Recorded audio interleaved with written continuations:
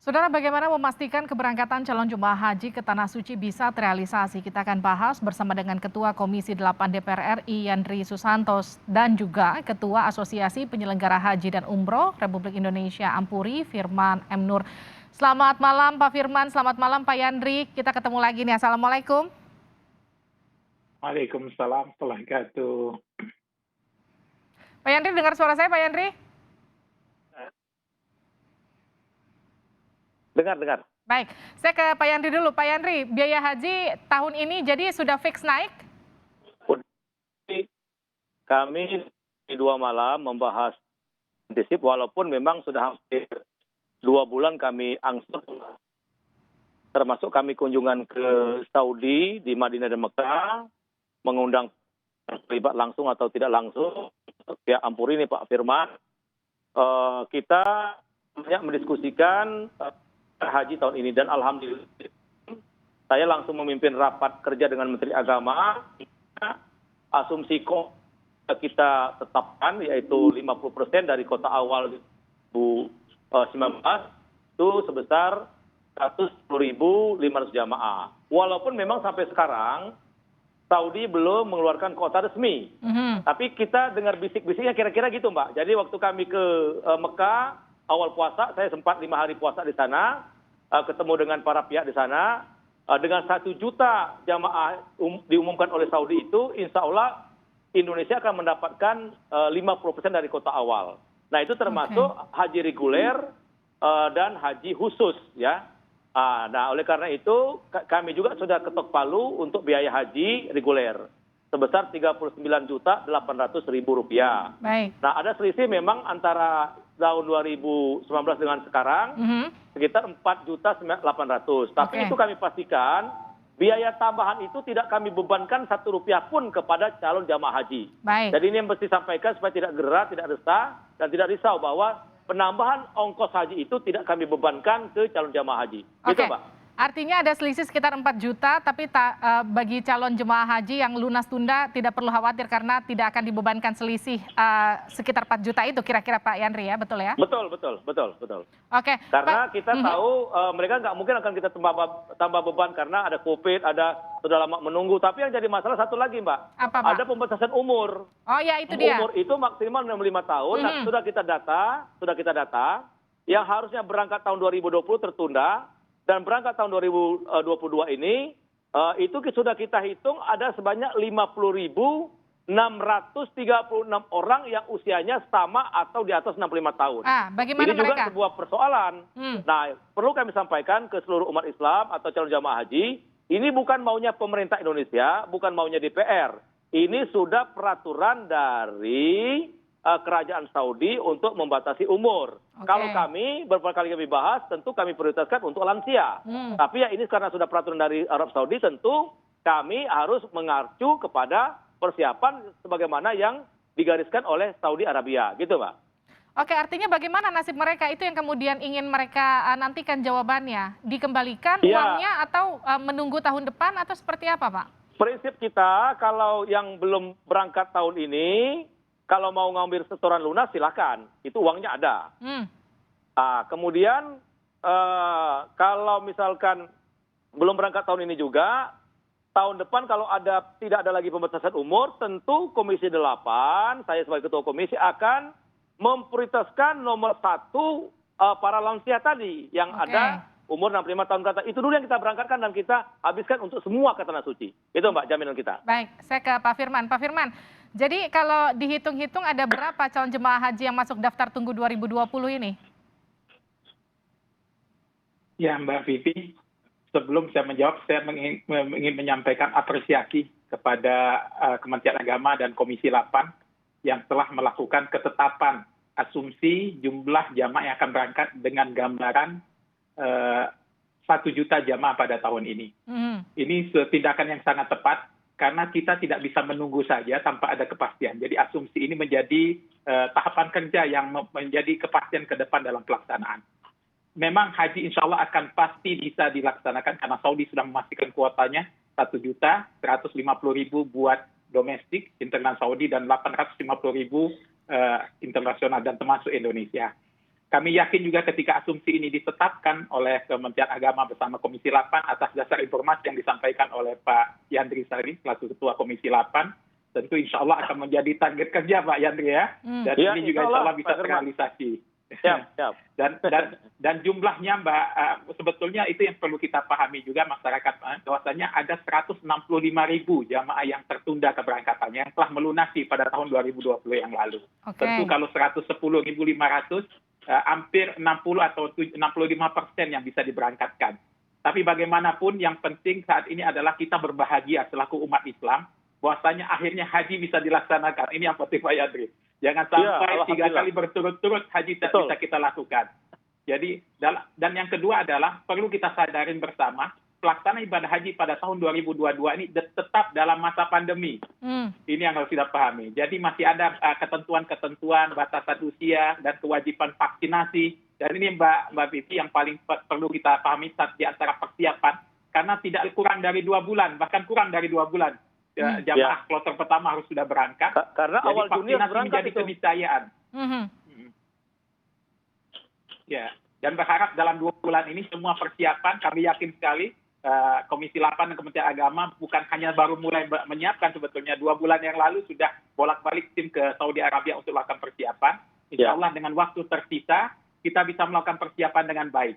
Nah sekarang yang menjadi PR Pak Yandri adalah kami sebagai owner khusus tentunya. Kita berharap ketika pemerintah menyatakan bahwa ada perubahan biaya komponen namun tidak perlu ditambah, dari dana tersebut akan bisa didapatkan dari dana virtual account dari jamaah masing-masing untuk bisa menutupi hal tersebut. Kami berharap juga untuk haji khusus juga ada dibahas sedikit tentang kemungkinan tentu, karena memang mau tidak mau kami pakai, harga tidak mungkin bisa sama. Karena semenjak 2020 sampai sekarang sudah ada perubahan yang cukup signifikan di Saudi adalah masalah pajak. Kenaikan pajak 10%. Nah, kita berharap juga optimalisasi yang didapat oleh jamaah haji khusus juga perlu bisa diperjuangkan melalui Komisi 8, Pak Yandri. Oke, siap. Nanti kita bahas, Pak Firman. Insya Allah itu kita semua, karena umat Islam yang menjadi tanggung jawab kita, pasti kita bahas semua. Termasuk haji khusus yang kotanya sudah kita asumsikan. Ya, 8.840 buat kami, Pak. Terima kasih banyak untuk itu, Pak. Terima kasih banyak. Oke, yang kemudian juga jadi pertanyaan untuk Pak Firman, artinya ketika ada yang tidak bisa berangkat di tahun ini, apakah kemudian ini nantinya akan dipastikan berangkat di tahun depan atau seperti apa nanti harapannya Pak Firman? Ya, tentu dengan kondisi bahwa kuota terbatas tahun ini, yang akan berangkat adalah jamaah yang memenuhi kriteria yang disampaikan oleh Pak Yandri tadi, yang sudah disampaikan juga di awal, batasan usia, vaksinasi, kemudian membawa PCR negatif. Dan kita berharap prosesnya ini transparan sekali. Kami yakin prosesnya transparan, Mbak Vivi, karena melalui sistem Diskohat, semua nomor itu terbuka. Jadi nanti dengan nomor urut yang clear, dengan kuota, kalau reguler kuota per daerah, tentunya akan menjadi pembagian jelas, tentu secara berkeadilan, sesuai dengan pendaftaran. Dan kami yakin sekali, karena sudah 2 tahun tidak berangkat, kondisi jamaah yang siap berangkat pada tahun 2020 saat ini juga belum tentu sama. Bisa saja ada mungkin sebagian sudah ada meninggal, kemungkinan atau kondisi kurang sehat dan sebagainya. Tentu akan diprioritaskan yang siap dengan ketentuan batasan usia tersebut. Namun dipastikan bahwasannya siapapun yang tidak bisa, belum sempat diberangkatkan tahun ini, ya, itu akan menjadi prioritas di tahun selanjutnya. Begitu prosesnya, Mbak Vivi. Baik, Pak Yandri, ini kan tadi seperti Anda katakan persiapannya kurang dari 2 bulan, bahkan hanya sekitar 1,5 bulan dari sekarang. Kloter pertama sudah harus berangkat.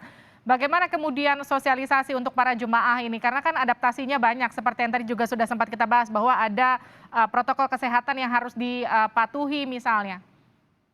Jadi Mbak Vivi, dari sisi kesiapan mental maupun kesiapan secara di dalam negeri, apakah itu asrama haji, manasik, ya, dan lain-lainnya, itu saya kira sudah tidak ada persoalan.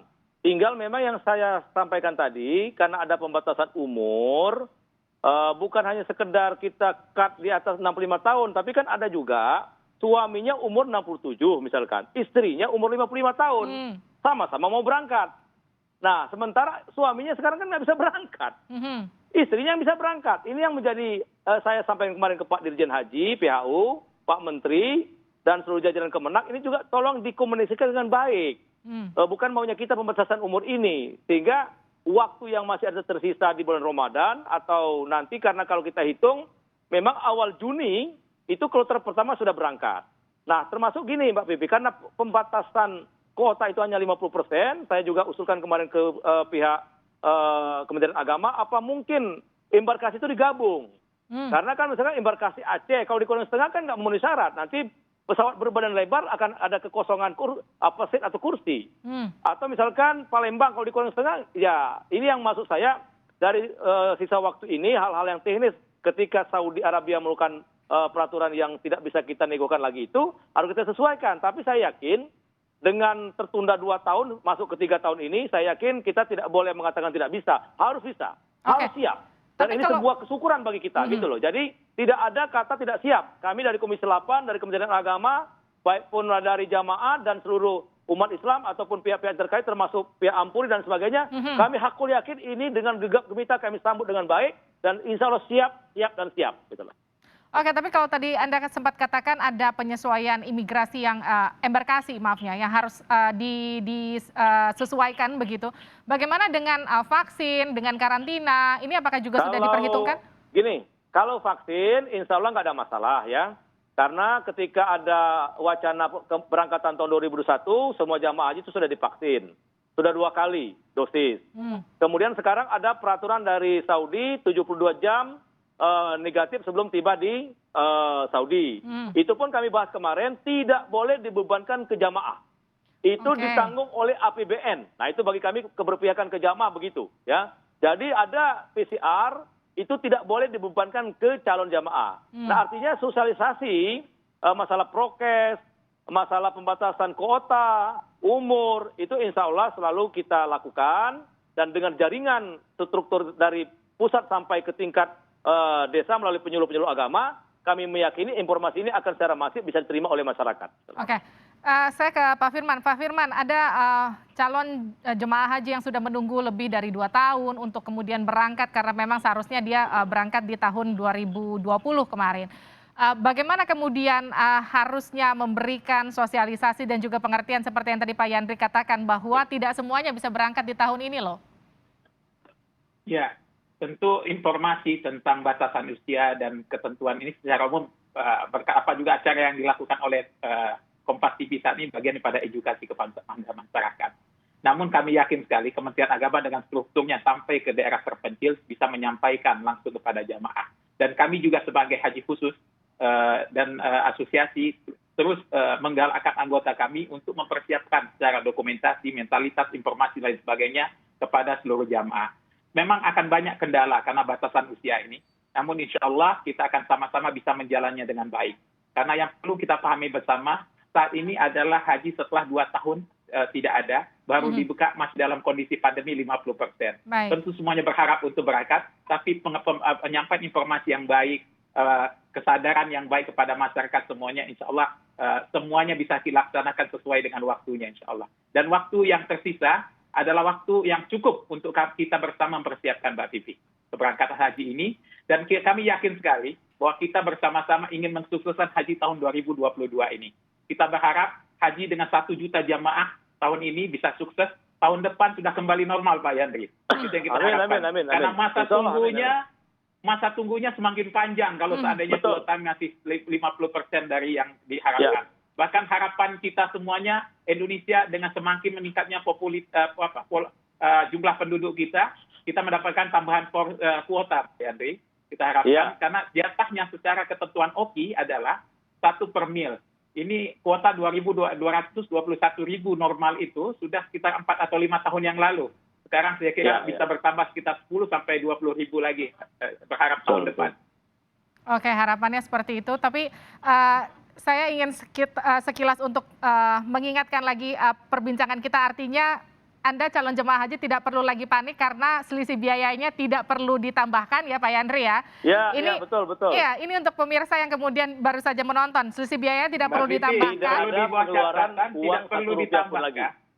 Kenapa Pak Yandri? Tidak ada setoran Rp1 pun kepada Kemenak ataupun BPKH. Jadi sudah. Yang sudah setoran lunas kemarin rata-rata 35 juta itu tidak perlu lagi nambahkan uang, misalkan harus jual kambing Oke. atau mau mengeluarkan tabungan, nggak perlu lagi itu ya. Sudah kita ambilkan dari hasil kelola keuangan haji. Baik, tidak perlu ada lagi dana yang ditambahkan meskipun ada selisih, termasuk tadi soal PCR dan segala macamnya itu Betul. semua sudah include jadi satu ya. Ya, Tapi tentu ya. nanti harapannya semoga siapa tahu kuotanya bisa bertambah ya Pak Yandri ya, supaya daftar tunggunya tidak terlalu Nah, sekarang panjang kita nantinya. intip ini, Mbak Bibi, kita intip negara-negara kecil yang isunya tidak memakai kuota tahun ini. Misalkan kayak Mali, beberapa negara Afrika itu kemungkinan ada yang memakai kuota, ya. Nah, kalau mereka nggak pakai kuota, mungkin bisa kita ambil. Tentu atas persetujuan Saudi, ya. Nah, ini upaya untuk memaksimalkan jumlah jamaah yang berangkat tidak pernah kita berhenti, walaupun tadi malam kami membangun asumsi 110.500 jamaah. Tapi untuk terus menggali informasi, mencari celah, memberangkatkan lebih banyak, tentu kami upayakan terus untuk mengurangi antrean panjang yang hari ini rata-rata di atas 25 tahun gitu. Amin, itu harapan kita. Silahkan dilanjutkan lagi lobby-lobbynya Pak Yandri dan juga kawan-kawan dari Kemenak. Kita tunggu nanti kabar baiknya. Terima kasih Pak Firman, Pak Yandri telah bergabung bersama kami di Sapa Indonesia Malam.